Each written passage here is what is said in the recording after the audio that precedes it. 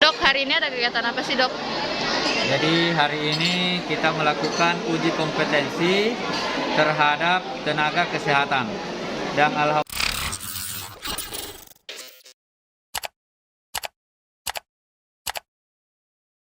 pada hari ini. Assalamualaikum warahmatullahi wabarakatuh. Sehingga kita masih diberikan kesempatan dalam fungsional tenaga kesehatan. Dan tak lupa pula kita kirimkan selawat atas Nabiullah Muhammad sallallahu alaihi wasallam sebagai suri tauladan dan panutan daripada kita semua. Kami yang hadir pada hari ini baik Sulawesi Tenggara, Sulawesi Barat dan kabupaten kota yang ada di, maka salah satu hikmah yang bisa kita ambil itu bisa meningkatkan silaturahmi dan fondasi dari Kementerian Kesehatan untuk memberikan izin untuk melakukan laku di seluruh Indonesia. Jadi kita membuka uji kompetensi Dinas Kesehatan Kabupaten Maros ini bersifat Indonesia. Dan alhamdulillah sesuai tadi disampaikan oleh panitia bahwa yang itu pada Dok, hari ini ada kegiatan apa sih, Dok?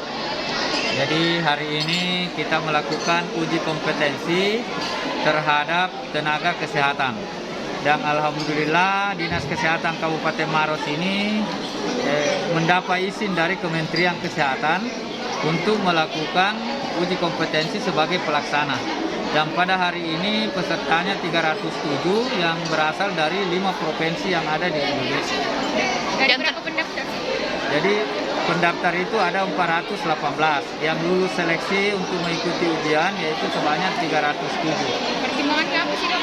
Sehingga ada yang tidak lulus. Jadi pertimbangannya semuanya tidak lulus di administrasi, di kelengkapan administrasi yang tidak lulus. Jadi Dok, untuk persyaratannya mengikuti kegiatan ini apa jadi sih? sertifikat ini, uji kompetensi ini sebagai salah satu persyaratan untuk naik jenjang atau naik pangkat bagi tenaga kesehatan fungsional yang ada di Indonesia. Makanya Maros ini merupakan satu-satunya kabupaten yang ada di Sulawesi Selatan yang mendapat rekomendasi dari Kementerian Kesehatan untuk menyelenggarakan uji kompetensi ahli jenjang tenaga fungsional kesehatan. Pesertanya dari daerah mana saja? Jadi pesertanya dari 5 provinsi.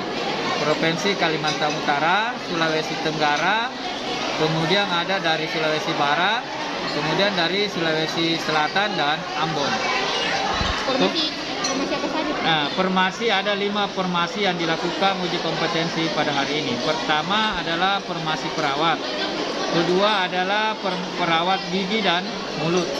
Kemudian yang ketiga kesehatan kerja, keempat elektromedis, dan yang kelima adalah perekam medis.